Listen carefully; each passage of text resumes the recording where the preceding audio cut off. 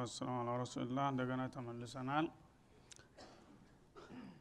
وقالت اليهود ليست النصارى على شيء وقالت النصارى ليست اليهود على شيء እንደገና ይሄንን ፉክክራቸውን በመቀጠል ሁለቱ ቡድኖች ምን ይላሉ ይሁዶቹ በቅድሚያ ክርስቲያኖች ምንም ቁም ነገር ላይ አይደሉም ሃይማኖት አለን ይላሉ እንጂ እነሱ ከንቱ ናቸው ምንም ዋጋ የላቸውም በማለት ያንቋሽሻሉ ይላል ወቃለት النصارى ክርስቲያኖቹ ደግሞ በአጠፋው ተነስተው ليست اليهود على شيء ይሁዶች በምንም ቁም ነገር ላይ አይደሉም በማለት ምላሻቸውን ይሰጣሉ وهم يتلون الكتاب የሚገርመው ይሄንን የሚሉት ሁለታቸውም ቅዱስ መጽሐፍን እናነባለን እያሉ ነው የቅዱስ መጽሐፍ ተከታዮች ነን እሱን እናከብራለንና ያለውን እንቀበላለን የሚሉ ሆነው እንደገና በመጻረር አንዱ ሌላውን ዋጋቢስ ያደረገ ሲያወግዝ ታገኘዋለህ ይላል እና የሚሉት ውሸት መሆኑ ራሱ በዚሁ ማረጋገጥ እስበርሳቸው የተፋለሱ መሆናቸው ያረጋግጣልና ያጋልጣል ማለት ነው ባለፈው አያት ላይ ሁለቱ ተስማምተው የሰጡት የጋራ መግለጫ ይመስል ነበር ወቃሉ ለን يدخل الجنه الا من كان هودا ሲል አው ነሷራ ሲል ሁለቱ ቡድኖች በጋራ ወይ ይሁዳ ወይ ነሷራ የሆነ እንጂ ከዛ ውጭ ያለው ዋጋ የለውም እንደማለት ነበር የሚገባን ዛሂሩን ስናየው ማለት ነው እነሱ ተስማምተዋል ሁለቱ ጀነትን ለሁለት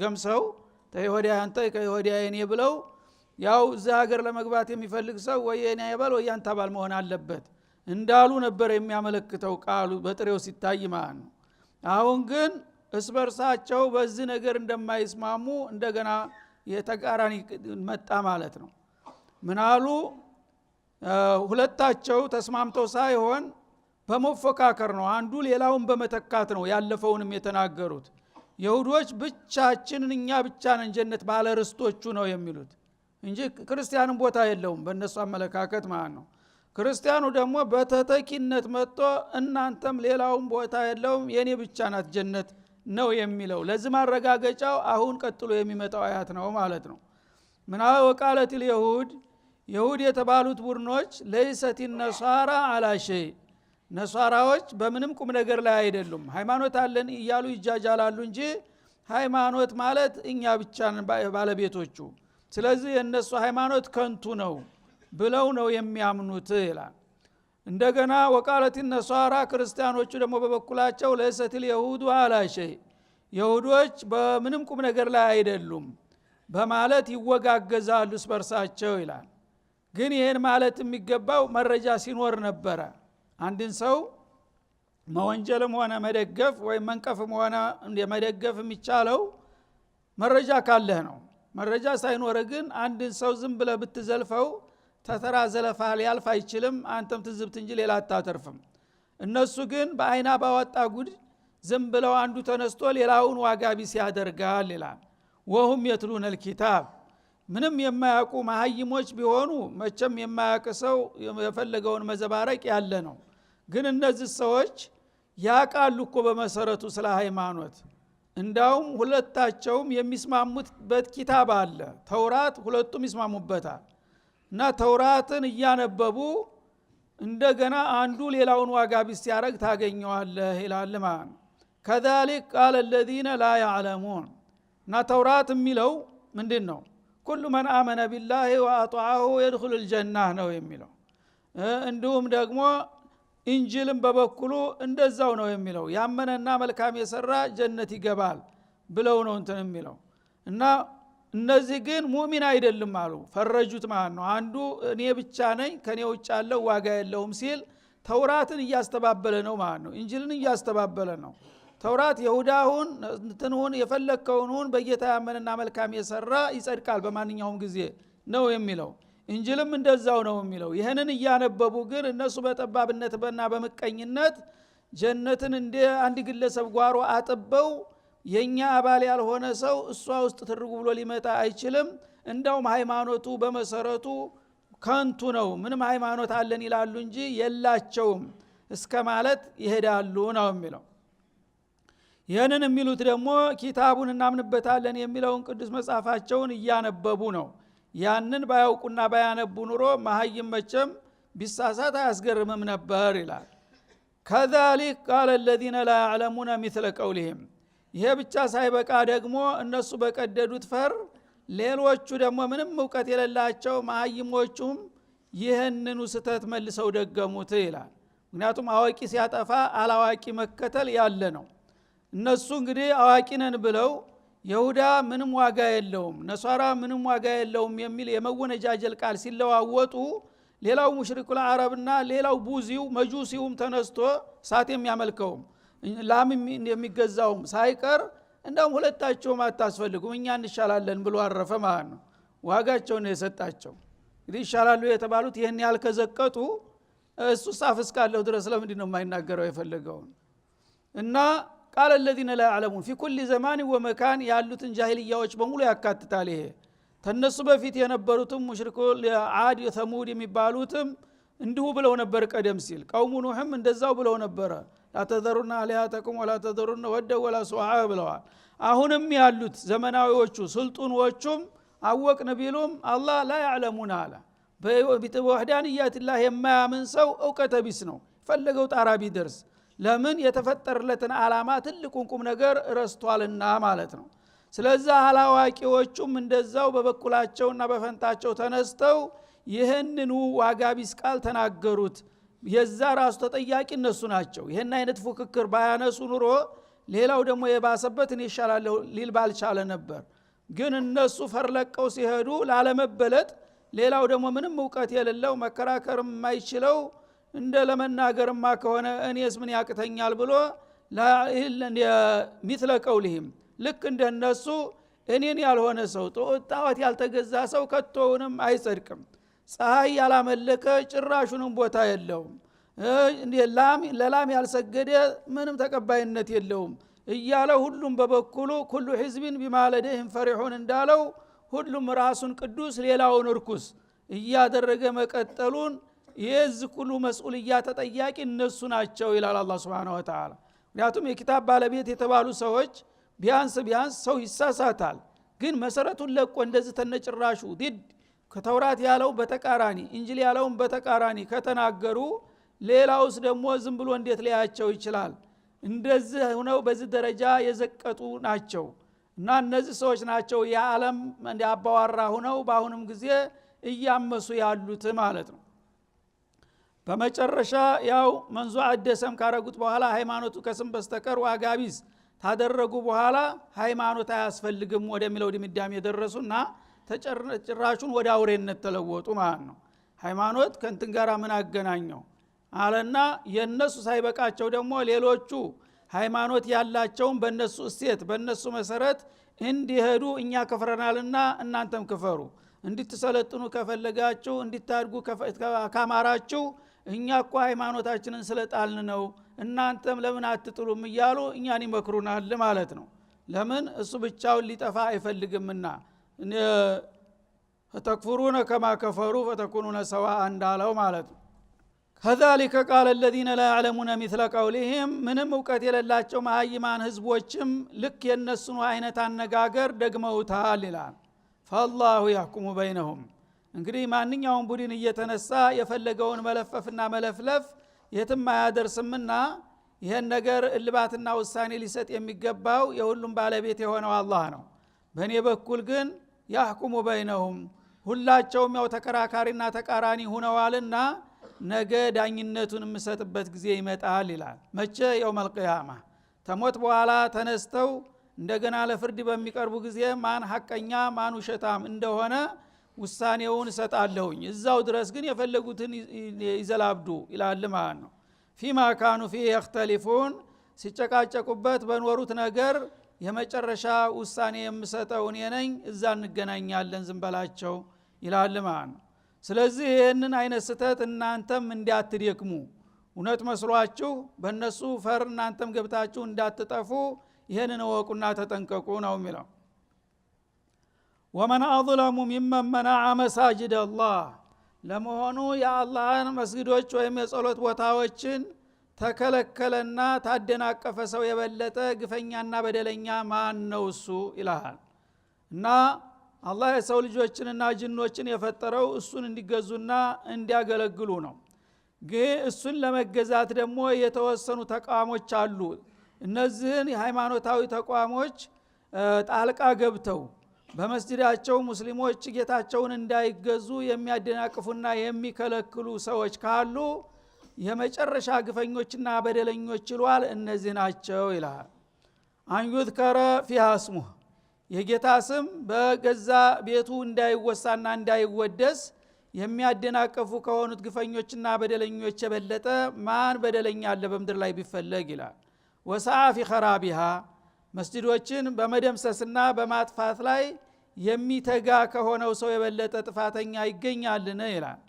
እንግዲህ ሰው እንደመሆኑ ከሱ የሚጠበቅበት በጌታው አምኖ ጌታው የሚፈልግበትን ዒባዳ ሌት ተቀን ሰለቸኝ ደከመኝ ሳይል መቀጠል ነበረ። ይሁን ግድ የለም እኔ ኩፍርን መርጫለሁኝ ካለ ለራሱ ይክፈር። ግን እኔ ተከፈርኩኝ ደግሞ ሌላ አማኝ መኖር የለበትም። እንዲያውም የሃይማኖት ተቋማት የወዘኔዎች መጠለያ ነውና አያስፈልግም ብሎ እንደ ሹዩዕያ የሃይማኖትን ተቋማት በሙሉ ከምድር ላይ አጠፋለሁኝ ብሎ የሚነሳና የሚንቀሳቀስ ካለ የመጨረሻ የግፈኞች አውራ ማለት ይህ ብቻ ነው። ተዚህ ሰው የበለጠ ግፈኛና በደለኛ ታውቃላችሁን በማለት ይጠይቃል አላህ Subhanahu Wa Ta'ala። እና አላህ ራሱ በፈጠረው ዓለም ላይ ራሱ ባወረደው መመሪያ ባሮች እኔን ተገዙኝና ታዘዙኝ ከዛ በኋላ በዘላለሙ ዓለም ወረታችሁን ከፍላችኋለሁ የሚለውን መርህ ታስቀመጠ በኋላ ሁሉም የሚጠበቀው የሰው ልጆች አቂል እንደመሆናቸው እሺ ብለው በኢባዳው መሳተፍ ነበረ። ግን ከነዛ መካከል እኔ አልገዛም ብሎ የሚያምጽና የሚያንገራጥጥ ተገኘ። ይሁን ግደለም ለራሱ ያዋጣኛል ካለ ይመጽ።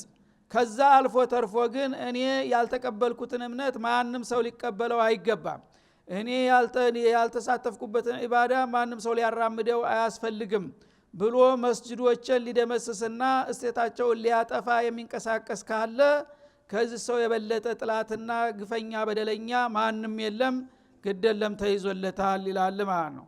ስለዚህ መስጂዶችን ተልኳቸውን እንዳይወጡ የሚያደናቅፍ የሚለው ሁለት አይነት መልክ አለው። አንደኛ በቀጥታ አሁን በሻር እንደሚያደርገው በሺ የሚቆጠሩ መስጂዶች ናቸው እየወደሙ ያሉት ማለት ነው። በመድፍ በሚሳኤል በአይሮፕላን መስጂዱ ተገርስሶ ሲወድቅ ስንት ጊዜ ነው የምናየው?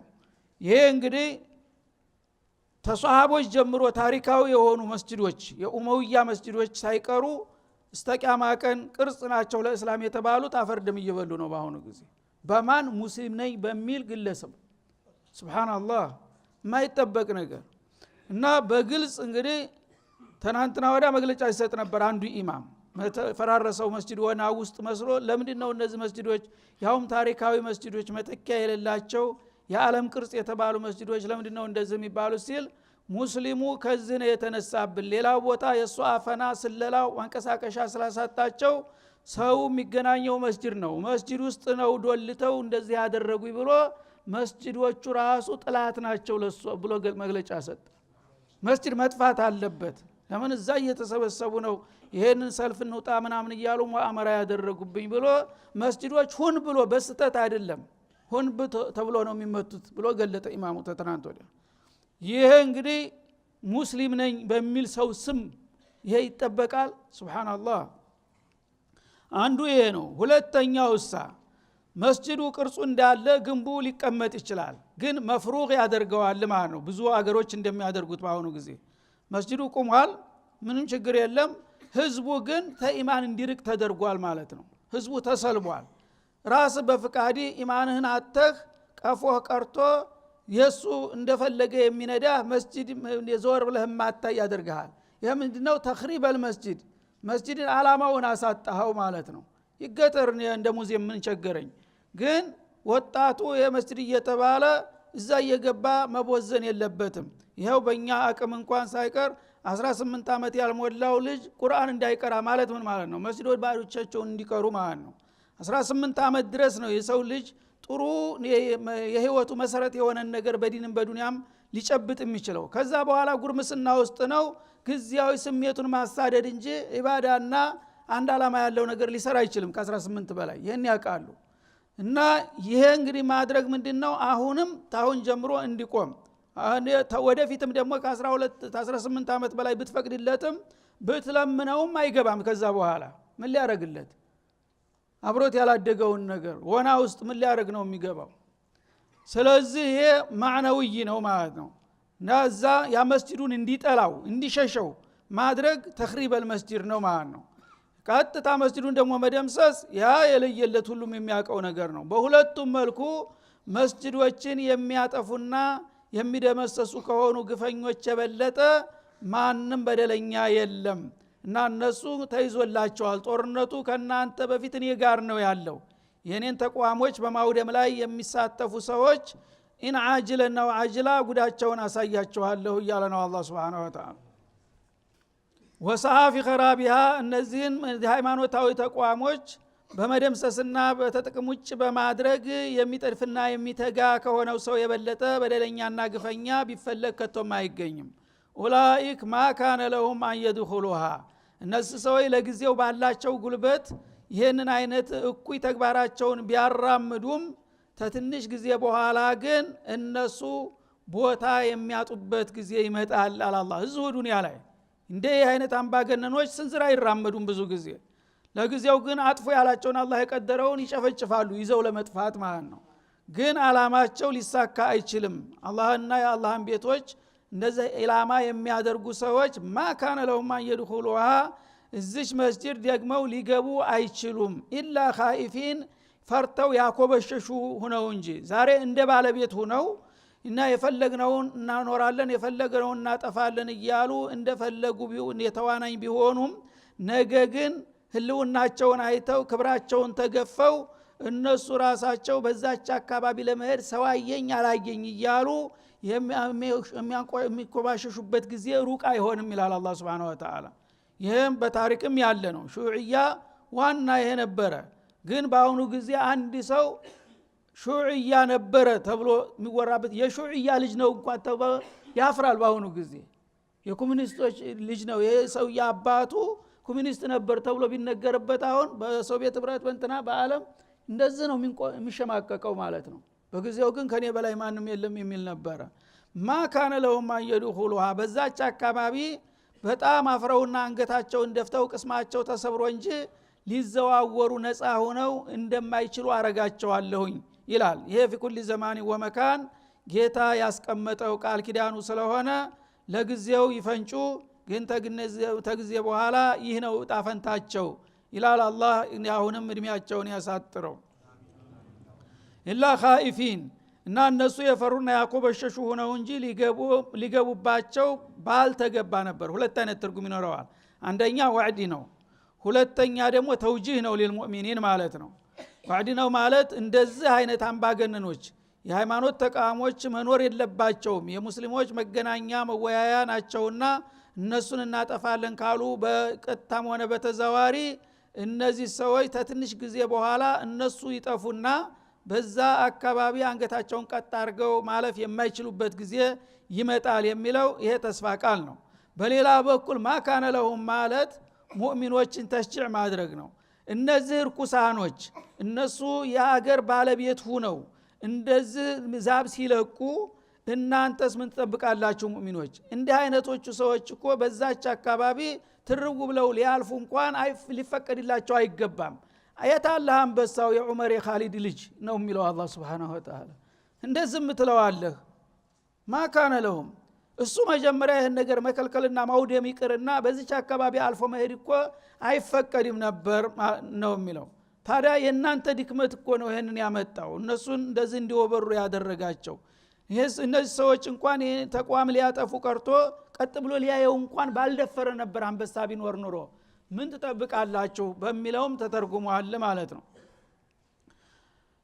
ለሁም ፊ ዱንያ ኺዝ ለማንኛውም እንዲህ አይነቶቹ ጸረ ሃይማኖት ለሆኑ ኃይሎች ለጊዜው እንኳን ያው የፈለጉትን ቢያረጉና ቢጨፈጭፉም ተትንሽ ጊዜ በኋላ እዚቹ ምድር ላይ ውርደትን ወስኘላቸዋለሁ። ማንም ተዋርዶ የማያውቀውን ውርደት ያገኛሉ ይላል አላህ Subhanahu Wa Ta'ala። ወለሁም ፊል አኺራ በዛኛው ዓለም ደግሞ አዛቡን ዐዚም በጣም አይከብዱ የከበደ ቅጣት ይጠብቃቸዋል። እና خسارة الدارين ማለት ነው። እዚህ ዱንያም ላይ ብዙ ሊቀጥሉ አይችሉም። በዚህ አይነት አካዳቸው ይወድቃሉ፣ ይደቃሉ፣ ይዋረዳሉ። በዛኛው ዓለም ደግሞ ራሳቸው ከፍረው እንደገና ሌሎቹን በማክፈር ጭራሽ ሃይማኖት ተቋማትን ተምድር ላይ እንዳይኖሩ በማድረግ ድርብርብና ከባድ ወንጀል ነውና የሰሩት ቅጣታቸውም እንደዛው ድርብርብ እንደሚሆንላቸው አረጋግጥላችኋለሁ ይላል ማለት ነው። ወሊላሂ المشرق والمغرب ከዛ በኋላ አላህ Subhanahu Wa Ta'ala ምስራቁም ምዕራቡም የሱ ነው ይላል። ዓለም በሙሉ ዳር እስተ ዳር የኔ ናት እና ማንም አምባገነን ተነስቶ እኔ ነኝ የዚህ ሀገር የባለስልጣን ብሎ እንደፈለገ ቢፈነጭ ለጊዜው ልታዘበው እንጂ ይሄ ግዛቱ ዓለም ዳር እስተ ዳር የኔ እኮ ነው፣ ይሄንን መረሳት የለበትም ይላል። በመሆኑም በዓለም ባለቤት ሁላችሁም መመራት መቻል አለባችሁ፣ ለሱ ብቻ መስገድ አለባችሁ። የምስራቁም የምዕራቡም ጌታ አላህ ነውና ፈአይነማ ተወሉ ወደ የትኛውም አቅጣጫ ዙራችሁ ብትሰግዱ ፈተመ ወጅሁላህ ፈተመ ጀሃቱላህ التي አذነ لعبادته ወደዛ አቅጣጫ የፈቀደው የሆነውን ጂሃት ታገኛላችሁ ይላል። ይሄ ወደ ሌላ አህካም ሊያሻግረን ነው። አሁን የቂብላን በተመለከተ በታሪክ الاسلام ሁለት አይነት የቂብላ ዝውውር ተካሂዷል። ያን ነገር ሊያነሳ ነው ማለት ነው። እና መጀመሪያ ነብዩ አለይሂ ሰላቱ ወሰለም መካ ተልከው ለተወሰነ አመታት 13 አመታት ያህል ቆይተዋል። በዛ ጊዜ መደበኛ ስግደቶች ቀደም ሲል ለ10 አመታት ያህል 5 ወቅት ሶላቶች ገና አልተሸረዑም ነበር። ግን ማታ 2 ረካ ጧት 2 ረካ ይሰግዱ ነበር። በዛ በስግደታቸው ያዙ ሙዘሚል የሚጠቅሰው ማለት ነው ቁሚ ለይለ ኢላ ቀሊላ ሚለው እንዲሁም ሶላት ተሐጁር ነበራቸው። በዛ ሁኔታ ላይ ያሉ የሚሰግዱት ወደ የት ነበረ? ወደ ካዕባ ነበሩ። ያሉት መካ ነውና ማለት ነው። መካ ከተማ የሚኖር ሰው ያው ሌላ እንትን የለም፣ በታሪኩም የሚታወቅ እንትን የላቸውም። ስለዚህ መካ ላይ ለ10 አመታት ያህል ወደ ካዕበተል ሙሸረፋ ይሰግዱ ነበር ረሱል አለይሂ ሰላቱ ወሰለም። ከዛ በኋላ ሂጅራ ሲሄዱ ግን እግር መንገዳቸውን ደሞ መካ ያሉ ካዕባን ፊት ለፊታቸው ሲሰግዱ በይተል መቅዲስም ደሞ እንደዛው ቂብላ ነው፣ በታሪክ የታወቀ ነው ማለት ነው። የበኒ እስራኤል ነብያት አብዛኛዎቹ ወደ በይተል መቅዲስ ነበር የሚሰግዱት። በይተል መቅዲስንም እግር መንገዱን በጣምራ ይተቀሙት ነበር ረሱል አለይሂ ሰላቱ ወሰለም።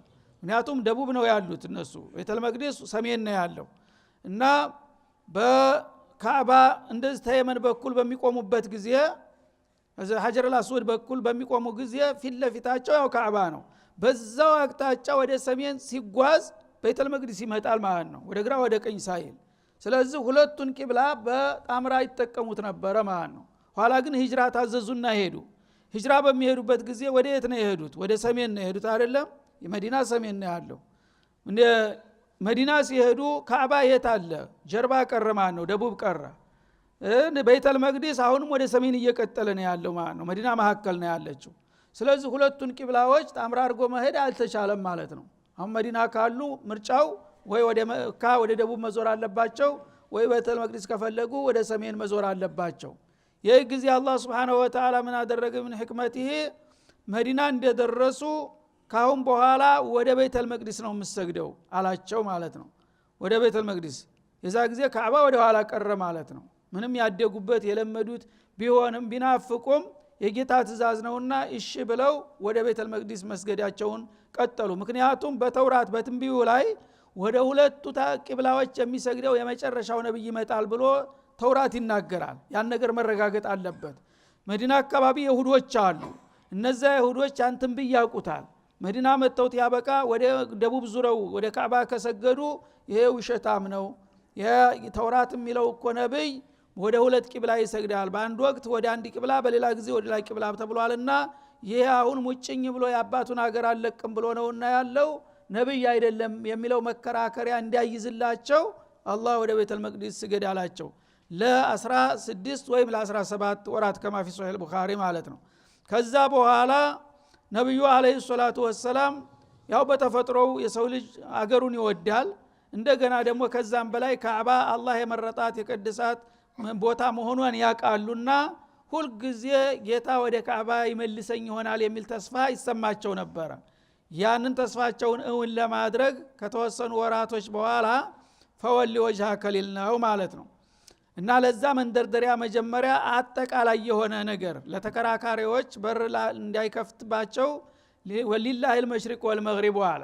ምስራቁም ምዕራቡም ሁሉም አቅጣጫ የአላህ ነው፣ እንዲሁም ደቡቡም ሰሜኑም ማለት ነው። በመሆኑም ፈአይነማ ተወሉ ሰጋጆች ወዴትም ቦታ ብትዙራችሁ ብትሰግዱ ፈተመ ወጅሁላህ አላህ ያዘዘው አቅጣጫ ያ እሱ ያለው ነው።